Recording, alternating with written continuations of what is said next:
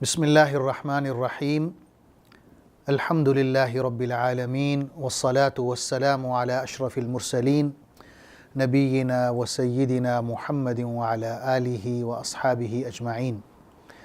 ناظرین السلام علیکم۔ ہماری آج کی گفتگو کا موضوع ہے اقامت دین اور ہمارا گھر۔ سورہ شورى میں اللہ تعالیٰ فرماتے ہیں شرع لکم من الدین ما وصى به نوحا والذی اوحینا الیک وما وصینا به ابراہیم وموسیٰ وعیسیٰ ان اقیموا الدین ولا تتفرقوا فیہ۔ اس کا ترجمہ یوں ہے کہ اللہ تعالیٰ نے تمہارے لیے وہی دین مقرر کر دیا ہے جس کے قائم کرنے کا اس نے نوح علیہ السلام کو حکم دیا تھا، اور جو بذریعہ وحی ہم نے تیری طرف بھیج دیا ہے، اور جس کا تاکیدی حکم ہم نے ابراہیم اور موسیٰ اور عیسیٰ علیہ السلام کو دیا کہ اس دین کو قائم رکھنا۔ اقامت دین سے کیا مراد ہے؟ اقامت دین سے مراد یہ ہے کہ دین کی بنیاد پر ایک ایک فرد کی روحانی، جسمانی، معاشی، معاشرتی، سیاسی، تعلیمی اصلاح کرنا، اور ان اصلاح شدہ افراد کے ذریعے ایک نیک معاشرہ تشکیل دینا، اور پھر اس نیک معاشرے کے ذریعے، اس نیک معاشرے کی بنیاد پر اسلامی ریاست کی تشکیل کرنا یا بنیاد رکھنا، یہ اقامت دین ہے۔ اور یہ کام جیسا کہ سورہ شورى کی آیت میں ہے، اللہ تعالیٰ نے انبیاء سے لیا، اور یہاں تک کہ آخر الانبیاء، خاتم الانبیاء حضرت محمد صلی اللہ علیہ وسلم تشریف لائے اور اس کام کو بدرجہ اتم اور کامیابی کے ساتھ کیا۔ آپ کے بعد خلافت راشدہ کا نظام ہے، اور اس کے بعد علماء نے اس کام کو کیا، اور جو نیک لوگ تھے انہوں نے علماء کا ساتھ دیا۔ تو ناظرین، یہ جو اقامت دین کا کام ہے یہ دعوت دین سے شروع ہوتا ہے، اور جب ہم دعوت دین کے کام کے لیے نکلتے ہیں تو ہمارے سامنے دو بڑے بڑے میدان ہیں جس میں ہمیں یہ کام کرنا ہے۔ ایک میدان تو ہے معاشرہ، جو ایک بہت بڑا میدان ہے، اور دوسرا میدان ہے ہمارا اپنا گھر۔ یہ بھی اہمیت میں پہلے میدان سے کم نہیں ہے، بہت اہمیت کا حامل ہے کہ پہلے ہم اپنے گھر کی فکر کریں، کیونکہ یہ ہمارے معاشرے کی اہم ترین اکائی ہے۔ اگر یہ صالح بن جاتا ہے، نیک بن جاتا ہے، تو اسی نے پھر معاشرے کی شکل اختیار کرنی ہے۔ تو ایک تو یہ حقیقت ہم سب کے ذہن میں ہونی چاہیے کہ یہ جو دعوت دین کا کام ہے یہ ہر شخص کا فرض ہے، یعنی انفرادی طور پر، انڈیویجولی ہر شخص کی ذمہ داری ہے کہ وہ دین کا کام کرے، کیونکہ حضور صلی اللہ علیہ وسلم نے ہر شخص کی یہ فرداً ذمہ داری لگائی ہے۔ جب آپ صلی اللہ علیہ وسلم نے خطبہ حجۃ الوداع ارشاد فرمایا تو آپ نے فرمایا بلغوا عنی ولو آیہ، کہ اگر آپ کو ایک آیت بھی آتی ہے تو آپ میری طرف سے، میرے بہاف پر اس آیت کو آگے پہنچائیں، لوگوں کو بتائیں۔ ایک مقام پر آپ نے فرمایا کہ جو شخص یہاں پر موجود ہے میرے سامنے، اس پر لازم ہے کہ اس پیغام کو ان لوگوں تک پہنچا دے جو یہاں پر موجود نہیں ہیں۔ یعنی جو صحابہ کرام وہاں پر موجود تھے، جو اس وقت 1,00,000 سے زیادہ کی تعداد میں تھے، حضور صلی اللہ علیہ وسلم نے تمام صحابہ کی یہ ذمہ داری لگا دی کہ یہ جو آپ باتیں سن رہے ہیں یا مجھ سے سنتے رہے ہیں، دین کا جو پیغام ہے وہ آپ تمام لوگوں تک پہنچائیں، جو ابھی موجود نہیں ہیں یا پیدا نہیں ہوئے یا یہاں پہ اس وقت میدان عرفات میں موجود نہیں ہیں۔ تو اس سے یہ ہم استفادہ کرتے ہیں کہ دین کی اشاعت، دین کی تبلیغ، دین کی دعوت کا جو کام ہے ہم سب پر فرض ہے، اور اس کا آغاز جو ہے وہ اپنے گھر سے ہونا چاہیے۔ اور یہی حکم حضور صلی اللہ علیہ وسلم کو بھی دیا گیا۔ ارشاد ہوا وَأَنذِرْ عَشِيرَتَكَ الْأَقْرَبِينَ کہ اے نبی صلی اللہ علیہ وسلم آپ کے جو قریبی رشتہ دار ہیں آپ سب سے پہلے انہیں تنبیہ کریں، انہیں خبردار کریں، انہیں دین کا پیغام پہنچائیں۔ ناظرین، ایک اور حقیقت جو ذرا تلخ ہے وہ بھی ہمارے سامنے ہے کہ جب ہم دعوت دین کا کام معاشرے میں کرتے ہیں تو اس وقت ہم اپنا اگر گریبان میں جھانک کر دیکھیں تو ہم یہ دیکھتے ہیں کہ معاشرے میں تبلیغ کرتے وقت ہمارا جو حسن اخلاق ہوتا ہے، ہمارا جو صبر کا پیمانہ ہوتا ہے، ہمارا جو عفو و درگزر ہوتا ہے وہ بہت زیادہ ہوتا ہے۔ ہم لوگوں کی باتیں سنتے ہیں، برداشت کرتے ہیں، لوگوں میں ہم جاتے ہیں، ان کی جو باتیں ہیں وہ سنتے ہیں، تلخ باتیں بھی برداشت کرتے ہیں۔ لیکن جب ہم گھر میں آتے ہیں تو ہمیں کوئی شخص گھر کے اندر اس قابل نظر نہیں آتا جو ہمارے حسن اخلاق کا مستحق ہو، جو ہمارے صبر کے مظاہرے کا مستحق ہو، جو ہمارے عفو و درگزر کا مستحق ہو، جو ہمارے پابندی وقت کا مستحق ہو۔ تو یہ رویہ غلط ہے۔ جتنا معاشرہ ہمارے حسن اخلاق کا مستحق ہے اتنا ہی ہمارا اپنا گھر ہمارے حسن اخلاق کا، اچھی دعوت دین کا مستحق ہے۔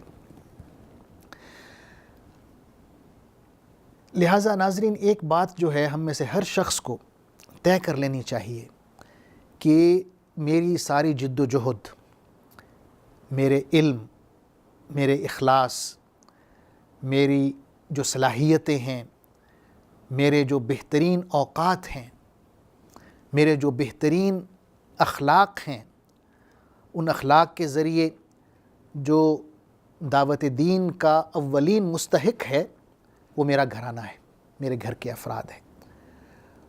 ان کے بعد پھر دوسروں کا نمبر آنا چاہیے، کیونکہ حضور اکرم صلی اللہ علیہ وسلم نے اپنے گھر سے آغاز کیا اور اس کے بعد حضور صلی اللہ علیہ وسلم کو یہ حکم دیا گیا کہ معاشرے میں جا کے دعوت دین کا کام جو ہے اس کی تبلیغ فرمائیں۔ جب ہم اپنے گھر پر توجہ دیتے ہیں تو اس کے کچھ مراحل ہیں۔ علماء نے 3 مراحل کا ذکر کیا ہے۔ ایک ہے ذہن سازی، ایک ہے اخلاق سازی، اور تیسرا ہے رزق حلال۔ ذہن سازی کے حوالے سے وہ کہتے ہیں کہ سب سے پہلے ہمیں اپنی اولاد پر توجہ دینی چاہیے، بچپن ہی سے انہیں نماز کا عادی بنانا چاہیے، نماز کی ترغیب دینی چاہیے، کیونکہ یہی حضور صلی اللہ علیہ وسلم کا بھی فرمان ہے، مروا ابناءکم بالصلاۃ لسبع واضربوہم علیہا لعشر وفرقوا بینہم فی المضاجع، کہ اپنے بچوں کو نماز کا حکم دیں جب وہ 7 سال کے ہوں۔ جب وہ 10 سال کے ہو جائیں تو نماز نہ پڑھنے پر آپ ان کی سرزنش کر سکتے ہیں، سزا دے سکتے ہیں، اور جب وہ 10 سال کے ہو جائیں تو آپ ان کے بستر بھی علیحدہ علیحدہ کر دیں۔ تو یہ ایک تربیت کے مراحل ہیں جن سے بچوں کو گزارا جا رہا ہے۔ اسی طرح علماء نے یہ بھی لکھا ہے کہ ہمارے گھر کے اندر جو کتب آ رہی ہیں، جو رسائل آ رہے ہیں، جو اخبار آ رہے ہیں، آپ ان پر نظر رکھیں کہ کہیں ان میں کوئی ایسا میٹیریل نہیں ہے جو اخلاقیات کے خلاف ہو، جو دین کے خلاف ہو۔ تو اس پر ہمیں توجہ دینی چاہیے، کڑی نظر رکھنی چاہیے۔ اسی طرح ہمارے گھر کے اندر ٹیلی ویژن ہے، انٹرنیٹ ہے، یا آج کل ہم دیکھتے ہیں کہ موبائل فونز کا استعمال بہت عام ہو گیا ہے۔ تو یہ جو سوشل میڈیا ہے، اسے نہ صرف یہ کہ محدود ہونا چاہیے بچوں میں، بلکہ والدین کے زیر نگرانی ہونا چاہیے۔ انہیں والدین کی سپرویژن کے تحت ہونا چاہیے کہ میرا بچہ جو ہے وہ کون سے چینلز دیکھ رہا ہے ٹی وی پر، انٹرنیٹ پر وہ کون کون سی سائٹس پر جا رہا ہے، موبائل پہ اس کے کون کون سے دوست ہیں، کن کن گروپس میں وہ اس کو ایڈ کیا ہوا ہے اور وہ اس میں چیٹ کر رہا ہے یا میسیج کر رہا ہے۔ اس پر ہمیں کڑی نظر رکھنی چاہیے۔ اس کے ساتھ پھر اخلاق سازی ہے۔ اخلاق سازی جو ہے اس میں سب سے پہلے ہمیں اپنے آپ کو بطور رول ماڈل کے پیش کرنا ہے بچوں کے سامنے۔ اس میں یہ ہے کہ ہمیں سادگی اپنانی چاہیے۔ سادگی کیا ہے؟ ہر کام میں میانہ روی ہے، یعنی اگر آپ دولت مند ہیں تو اس میں بھی آپ میانہ روی اختیار کریں گے۔ اس طرح یہ ہے کہ تکبر سے بچیں۔ اور ناظرین، تکبر بھی صرف یہ نہیں ہے کہ آپ کو دولت کا تکبر ہے یا آپ کو اپنی جو پوزیشن ہے یا عہدہ ہے اس کا تکبر ہے۔ بعض دفعہ ایسا بھی ہوتا ہے کہ انسان کو زہد اور تقوی کا تکبر ہو جاتا ہے، یعنی اس نے فجر کی نماز جماعت کے ساتھ پڑھی ہے، تو اب جن لوگوں نے نماز نہیں پڑھی انہیں وہ حقارت کی نظر سے دیکھ رہا ہے، اپنے آپ کو بہتر سمجھ رہا ہے، تو یہ زہد کا تکبر ہے، یہ نہیں ہونا چاہیے۔ بعض دفعے ہمارے اندر علم کا تکبر آ جاتا ہے کہ بھئی میں زیادہ جانتا ہوں، یہ کم جانتا ہے، تو میں جو کم جانتا ہے اس کو حقیر سمجھنا شروع ہو جاؤں۔ تو یہ بھی بہت مہلک امراض ہیں تکبر کی تمام شکلیں۔ اسی طرح فضول خرچی ہے۔ فضول خرچی میں بھی حضور صلی اللہ علیہ وسلم نے منع فرمایا ہے کہ آپ فضول خرچی سے بچیں۔ آپ کے پاس اگر پیسہ ہے تو آپ فضول خرچی نہ کریں، نہ ہی کنجوسی کریں، یعنی یہ دونوں ایکسٹریمز ہیں، انتہائی ہیں، کہ آپ بہت زیادہ خرچ کر رہے ہیں یا بالکل ہاتھ کو آپ نے تھاما ہوا ہے اور خرچ نہیں کر رہے، بلکہ ایک میانہ روی اختیار کریں۔ اس کے بعد اخلاق سازی میں ایک اہم چیز یہ ہے کہ ہم اپنی زبان کی حفاظت کریں۔ گھر کے اندر جھوٹ بولنے سے گریز کریں، گالی گلوچ کرنے سے، فحش کلامی کرنے سے گریز کریں۔ حدیث میں آتا ہے، حضور صلی اللہ علیہ وسلم نے فرمایا ہے کہ میں اس شخص کو جنت میں ایک گھر کی ضمانت دیتا ہوں جو جھوٹ بولنا ترک کر دیتا ہے، خواہ وہ ازراہ مذاق ہی کیوں نہ ہو۔ بعض دفعے ہم مذاق میں جھوٹ بولتے ہیں اور بعد میں کہہ دیتے ہیں کہ نہیں، میں تو مذاق کر رہا تھا۔ تو حدیث ہمیں یہ بتا رہی ہے کہ آپ مذاق میں بھی جھوٹ کو ترک کر دیں، اور یہ اس کا اتنا بڑا انعام بتایا جا رہا ہے کہ حضور صلی اللہ علیہ وسلم جنت میں ہمیں ایک گھر کی ضمانت دے رہے ہیں اگر ہم جھوٹ ترک کر دیں اور مذاق میں بھی جھوٹ بولنا چھوڑ دیں۔ اسی طرح رزق حلال کے حوالے سے ہے کہ آپ رزق حلال کمائیں، خود بھی رزق حلال کھائیں، بچوں کو بھی رزق حلال کھلائیں، کیونکہ علماء نے لکھا ہے کہ اگر کوئی شخص حرام کماتا ہے تو اس سے نیک اعمال صادر ہو ہی نہیں سکتے، کیونکہ اللہ تعالیٰ نے انبیاء کو یہ کہہ کر مخاطب کیا ہے قرآن مجید میں، یا ایھا الرسل کلوا من الطیبات واعملوا صالحا، کہ اے اللہ کے رسولو جو نیک اور پاکیزہ چیزیں ہیں ان میں سے کھاؤ اور نیک اعمال کرو۔ علماء نے کہا ہے کہ یہ دو حکم نہیں ہیں، بلکہ پہلا جو ہے وہ حکم ہے اور دوسرا جو ہے وہ نتیجہ ہے پہلے حکم پر عمل کرنے کا۔ یعنی اگر آپ نیک اعمال کرنا چاہتے ہیں تو پہلے لازم ہے کہ رزق حلال کھائیں۔ اگر آپ رزق حلال کھائیں گے تو آپ سے نیک اعمال صادر ہوں گے، ورنہ یہ ممکن نہیں ہے کہ آپ سے نیک اعمال صادر ہو سکیں۔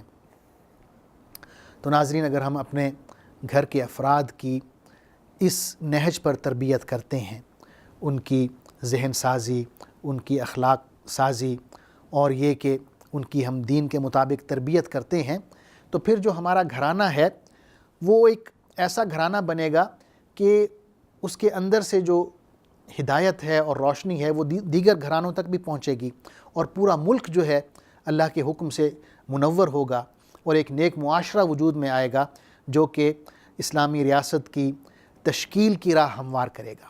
اللہ تعالیٰ سے دعا ہے کہ ہمیں یہ توفیق عطا فرمائے کہ ہم دعوت دین کا کام کریں اخلاص کے ساتھ، اور معاشرے میں نکلنے سے پہلے اپنے گھر پر توجہ دیں اور اپنے گھر سے اس کا آغاز کریں۔ والسلام علیکم ورحمۃ اللہ وبرکاتہ۔